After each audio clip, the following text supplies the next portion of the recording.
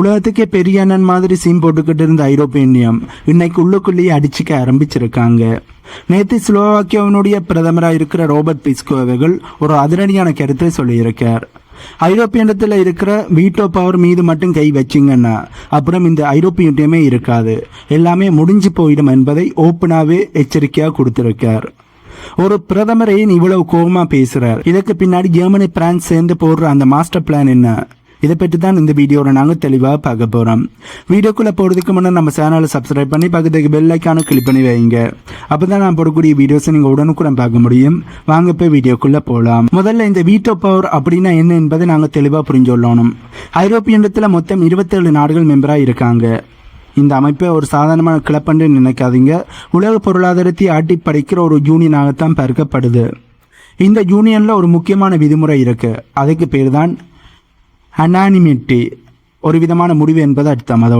அதாவது ஐரோப்பிய ஒன்றியத்தோட பாதுகாப்பு, வெளியுறவு கொள்கை அல்லது வரி விதிப்பு சம்பந்தமாக ஒரு முடிவு எடுக்கணும்னா அங்கே இருக்கின்ற 27 நாடுகளும் ஒரே குரல்ல ஓகே சொல்லணும். இதில் தான் அந்த வீட்டோங்கிற ஆயுதமானது ஒழிஞ்சிருக்கு. வீட்டோங்கிறது ஒரு லத்தீன் வார்த்தை, அதுக்கு அர்த்தம் தடுக்கிறேன் என்பது. இப்போ ஒரு உதாரணத்துக்கு சொல்கிறேன் கேளுங்க. ஜெர்மனி பிரான்ஸ் மாதிரி பெரிய வல்லரசு நாடுகள் ஒன்று சேர்ந்து நாம் ரஷ்யா மேலே பயங்கரமான பொருளாதார தடைகளை விதிக்க போகிறோம்னு ஒரு பிளானை போடுறாங்கன்னு வைப்போம். 26 நாடுகள், ஐரோப்பாவில் மெம்பராக இருக்கிற 26 நாடுகள் இதற்கு சம்மதம் சொல்லிட்டாங்க.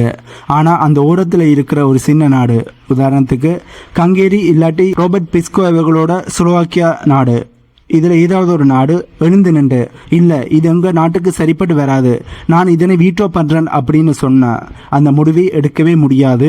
ஐரோப்பியத்தால் அடாப்ட் பண்ணவே முடியாது. ஏனென்றால் ஒரு நாடு வீட்டோ பண்ணினாலும் அந்த முடிவை அந்த நாடு நிராகரிக்கிறார்கள் என்று தான் அர்த்தம். 26 நாடுகள் ஒரு பக்கம் இருந்தாலும் அந்த ஒரே ஒரு நாட்டோட நோ முன்னாடி மற்றவங்க எல்லாருமே மண்டியிட்டு தான் ஆகணும். இதுதான் இந்த வீட்டோ பவரோட கெத்தன்னே சொல்லலாம். ஆனால் இப்போ ஐரோப்பிய ஆணையம், அதாவது யூரோப்பியன் கமிஷன் என்ன பிளான் பண்ணி இருக்காங்கன்னா இந்த வீட்டோ பவரை தூக்கிட்டு குவாலிட்டி ஃபீல்ட் மெஜாரிட்டி ஓட்டிங், அதாவது தகுதி வாய்ந்த பெரும்பான்மை வாக்கு முறையை கொண்டு வரணும்னு இப்போ ஐரோப்பிய ஒன்றியமானது துடிக்க ஆரம்பிச்சிருக்கிறார்கள். இதை உங்களுக்கு தெளிவாக புரிகிற மாதிரி சொல்லணுமெண்டா, ஐரோப்பிய ஒன்றியத்தில் மெம்பராக இருக்கிற நாடுகளில் 55% நாடுகள் சம்மதிச்சாலே போதும், அந்த சட்டத்தை இனி ஐரோப்பிய ஒன்றியத்தால் கொண்டு வந்துடலாம் என்பதுதான் ஐரோப்பிய ஒன்றியத்தோட நினைப்பாக இருக்கு. கேட்கறதுக்கு இது ஜனநாயகம் மாதிரி தெரிஞ்சாலும் இதற்கு பின்னாடி ஒரு பயங்கரமான அரசியல் இருக்கு என்பதுதான் உண்மை. இந்த வீட்டோ பவர் இல்லைன்னா பெரிய நாடுகள் சொல்றது தான் சட்டம் என்று ஆகிடும், சின்ன நாடுகள் வெறும் டம்மி ஆகிடுவார்கள் என்பதுதான் உண்மை. இதனால தான் எங்க வீட்டோ பவர்ல கை வச்சா அது ஐரோப்பிய ஒன்றியத்தோட அழிவுக்கான ஆரம்பமா இருக்கும் என்று ரோபர்ட் பிஸ்கோ அவர்கள் இவ்வளவு ஆக்ரோஷமா கத்தி இருக்கார். சரி, இப்ப ரோபர்ட் பிஸ்கோவோட பாயிண்ட்டுக்கு வருவோம். அவர் அப்படி என்ன சொல்லியிருக்காருன்னா, டேய் நாங்க சின்ன நாடா இருக்கலாம், ஆனா எங்களுக்கும் ஒரு மரியாதை இருக்கு, இந்த வீட்டோ பவர் இருக்கிற வரைக்கும் தான் எங்க குரலுக்கும் அங்க மதிப்பானது இருக்குமென்னு சொல்லியிருக்கார். இதை நீங்கள் தூக்கிட்டீங்கன்னா அப்புறம் ஜெர்மனி பிரான்ஸும் என்ன நினைக்கிறாங்களோ அதைத்தான் நாங்கள் செஞ்சே ஆகணும்னு எங்களை மிரட்ட ஆரம்பிப்பார்கள், மிரட்டுவீங்கன்னு சொல்லியிருக்கார். யோசிச்சு பாருங்க, ஒரு வீட்டில் பெரியவங்க சொல்கிறதை சின்னவங்க கேட்டுத்தான் ஆகணும்னு கட்டாயப்படுத்தினா அந்த வீடு உருப்படுமா? அதைத்தான் இப்போ ரோபர்ட் பிஸ்கோ அவர்களும் கேட்குறார். எங்கள் நாட்டோட உரிமையை விட்டு கொடுக்க நாங்கள் தயாராக இல்லையான்னு இப்போ ரோபர்ட் பிஸ்கோ அவர்கள் சிங்கம் மாதிரி கெச்சனை செஞ்சிருக்கார். இப்போ ஒரு முக்கியமான கேள்வியானது உங்களுக்கு எழும்பும். பல வருஷமாக இருந்த இந்த வீட்டோ அதிகாரத்தை இப்போ இன்னத்துக்கு அவசரமாக தூக்குறாங்கன்ற கேள்வி உங்களுக்கு எழும்பும். இதற்கு பின்னாடி இருக்கிற அந்த கசப்பான உண்மைதான் இந்த ரஷ்யா உக்ரைன் போர். ரஷ்யா உக்ரைன் போர் ஆரம்பித்ததில் இருந்து ஐரோப்பிய ஒன்றியம் ஒரு இக்கட்டான சூழ்நிலையில் இருக்குன்னு தான் சொல்லணும். அமெரிக்கா ஐரோப்பாவோட பெரிய தலைகளான ஜெர்மனி பிரான்ஸும் என்ன நினைக்கிறாங்கன்னா, நாம் எல்லாரும் சேர்ந்து ரஷ்யாவை மொத்தமாக முடக்கணும், உக்ரைனுக்கு வேறு ஆயுதங்களை வழங்கணும்னு பிளான் போடுறாங்க. ஆனால் அங்கே தான் ஒரு ஸ்பீட் பிரேக்கரானது வருது. அந்த ஸ்பீட் பிரேக்கராக ஹங்கேரியோட விக்டர் ஓர்பன் அவர்களும் ஸ்லோவாக்கியாவோட பிரைம் மினிஸ்டராக இருக்கிற ராபர்ட் பிஸ்கோ அவர்களும் இருக்கிறார்கள். ஐரோப்பிய ஒன்றியம் ஒரு பெரிய தொகையை உக்ரைனுக்கு நிதியாக கொடுக்கலாம்னு முடிவு பண்ணும்போது இந்த நாடுகள் குறுக்க நிற்கிறாங்க. எங்கள் நாட்டு மக்களோட வரி பணத்தை எதுக்கு நாங்கள் மற்ற நாடுகளோட பொறுக்காண்டி கொடுக்கணும்? எங்கள் பொருளாதாரமே இப்போ அடி வாங்கிக்கிட்டு இருக்கு. இந்த நேரத்தில் எப்படி எங்களால் உதவி செய்ய முடியும்? ஏன் நாங்கள் உதவி செய்யணும் என்ற கேள்வியில் கேட்க ஆரம்பிச்சிருக்காங்க. இவங்க கிட்ட இருக்கிற அந்த ஒரு வீட்டோ அதிகாரத்தை வச்சு மொத்த ஐரோப்பிய யுத்தத்தோட முடிவுகளையும் ஹோல்ட் பண்ணி வைக்க முடியும் என்பதுதான் உண்மை. இது ஜெர்மனிக்கும் பிரான்ஸுக்கும் பெரிய ஒரு தலைவலியா போச்சு. நாம இவ்வளவு பெரிய ஒரு வல்லரசா இருந்தாலும் சின்ன நாடுகள் நம்ம பிளானை கெடுக்கிறாங்களே என்று ஜெர்மனி மற்றும் பிரான்ஸுக்கு ஒரு ஈகோவானது வந்துருச்சு. அதனாலதான் அவங்க என்ன ஐடியா பண்றாங்கன்னா, இந்த வீட்டோ சிஸ்டத்தையே முழுமையா தூக்கிட்டோம்னா இவங்க என்னதான் கத்தினாலும் மெச்சாரிட்டியை வச்சு நாம நினைச்சதை சாதிக்கலாம்னு ஜெர்மனி பிரான்ஸ் ஆனது கணக்கு போடுறாங்க. ஆனா ரோபர்ட் பிஸ்கோ அவர்கள் என்ன சொல்றாருன்னா, இன்னைக்கு உக்ரைன் விஷயத்தில் எங்களை நசுக்கிறீங்க, நாளைக்கு எங்களுடைய நாட்டுக்கு தேவையான ஒரு விஷயத்தை நாங்க முடிவு எடுக்கணும்னு கூட நீங்க எங்களை விட மாட்டீங்க, அதுக்கான அனுமதியை நீங்க தர மாட்டீங்க. இதுக்கு பேரு ஜனநாயகம் இல்ல, இது ஒரு நவீன சர்வாதிகாரம்னு பொங்கி இருக்கார். குறிப்பா உக்ரைனுக்கு ஆயுதங்களை அனுப்புறதுல ஸ்லோவாக்கியாவுக்கு பெரிய உடன்பாடு இல்ல.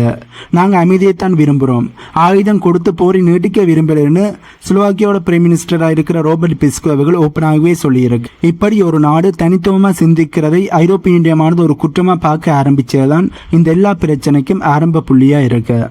பெரிய நாடுகள் தங்களோட ஜியோ பொலிட்டிக்கல் அஜெண்டாவை சின்ன நாடுகள் மேலே திணிக்க பார்க்குறாங்க. இந்த திணிப்பு தான் ஐரோப்பிய யூனியத்தோட அஸ்திவாரத்தையை இப்போ ஆட்டி பார்த்துக்கிட்டு இருக்கு. ஒருவேளை இந்த அதிகாரமானது பறிக்கப்பட்ட ரோபர்ட் பிஸ்கோ அவர்கள் சொன்னது போல இது இந்த யூரோப் யூனியனோட அழிவுக்கான முதல் புள்ளியா இருக்குமா என்பதை நாங்கள் வெயிட் பண்ணி தான் பார்க்கணும். இப்போ நாங்கள் இந்த வீடியோட கடைசி பகுதிக்கு வந்துட்டோம். ஸ்லோவாக்கியாவோட பிரைம் மினிஸ்டராக இருக்கிற ரோபர்ட் பிஸ்கோ அவர்கள் சொன்ன அந்த ஒரு வார்த்தை, அதாவது முடிவின் ஆரம்பம், இது வெறும் அரசியல் பேச்சு மட்டும் இல்லை, இது ஒரு மிகப்பெரிய அபாய எச்சரிக்கை. யோசிச்சு பாருங்க, ஒரு யூனியன் அப்படின்னா என்ன? எல்லாருமே சமம், எல்லாரோட கருத்துக்களுக்கு மதிப்பானது இருக்கிறது தான் அந்த யூனியனோட பலமாக இருக்கு. ஆனால் இன்னைக்கு ஐரோப்பிய யூனியன் அந்த பாதையில் இருந்து விலகி போய்கிட்டு இருக்கு. நாங்கள் சொல்றதை நீ கேளு, இல்லைன்னா உங்களோட அதிகாரத்தை பறிப்போம்னு பெரிய நாடுகள் சொல்ல ஆரம்பிச்சதுமே இந்த ஐரோப்பிய யூனியத்தினுடைய அஸ்திவாரமே ஆட ஆரம்பிச்சிடுச்சு. ஒருவேளை ரோபர்ட் பிஸ்கோ அவர்கள் பயப்படுற மாதிரி இந்த வீட்டோ பவரானது நிஜமாகவே பறிக்கப்பட்ட என்ன நடக்கும் என்ற கேள்வி உங்களுக்கு எழும்பும். முதல்ல சின்ன நாடுகள் தங்களோட இறையாண்மையை இழப்பாங்க. இரண்டாவது, ஐரோப்பிய யூனியத்துக்குள்ளேயே ஒரு பெரிய ஒரு விழுசலானது விழும். ஏற்கனவே யூகே பிரெக்சிட் மூலமா இந்த ஐரோப்பிய யூனியத்திலிருந்து வெளியே போயிட்டாங்க. இப்போ இந்த அதிகார போரினால ஹங்கேரி, ஸ்லோவாக்கியா, போலந்து மாதிரியான நாடுகளும் அடுத்தடுத்து வெளியே போக ஆரம்பிச்சா ஐரோப்பிய யூனியன் அப்படின்னு ஒன்று மேப்பில் மட்டும்தான் இருக்குமே ஒழிய நிஜத்தில் இருக்காது. இது யாருக்கு லாபம் என்ற கேள்வி உங்களுக்கு எழுப்பினா இதுக்கான பதில் ரொம்பவே சிம்பிள். ஐரோப்பா பலவீனமாக மாறினா அது ரஷ்யாவும் சீனாவுக்கும் தான் ஒரு பொன்னான வாய்ப்பாக இருக்கும். உலக அரசியலில் இதன் மூலம் ஐரோப்பாவோட ஆதிக்கம் மொத்தமாக காணாமல் போயிடும்.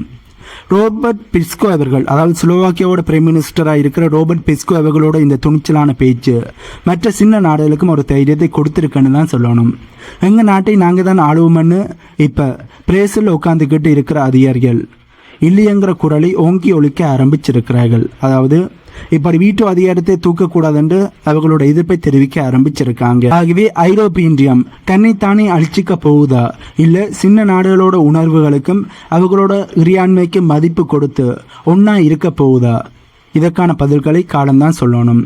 நீங்க என்ன நினைக்கிறீங்க? ஒரு நாட்டுக்கு இருக்கின்ற அந்த தனிப்பட்ட அதிகாரத்தை யூனியனுக்காக விட்டு கொடுக்கணுமா? அதாவது ஐரோப்பிய யூனியத்துக்காண்டி அந்த நாடுகள் அந்த அதிகாரத்தை விட்டு கொடுக்கணுமா? இல்லை ரோபர்ட் பிஸ்கோ அவர்கள் சொல்ற மாதிரி அந்த அதிகாரம் தான் அந்த நாட்டோட கவசம்னு நீங்க நினைக்கிறீங்களா? உங்களுடைய கருத்துக்களை மறக்காம கீழே கமெண்ட்ல சொல்லுங்க. இந்த வீடியோவில் நான் சொன்னது கருத்துக்கள் உங்களுக்கு புதிதாக இருந்திருக்குமென்னு நம்புறேன். இந்த தகவல்கள் உங்களுக்கு புதிதாக இருந்தா இந்த வீடியோக்கு லைக் பண்ணி நம்ம சேனலை சப்ஸ்கிரைப் பண்ணி பக்கத்துக்கு பெல் ஐக்கானு கிளிக் பண்ணி வைங்க. அப்பதான் நான் போடக்கூடிய வீடியோஸை நீங்க உடனுக்குடன் பார்க்க முடியும்.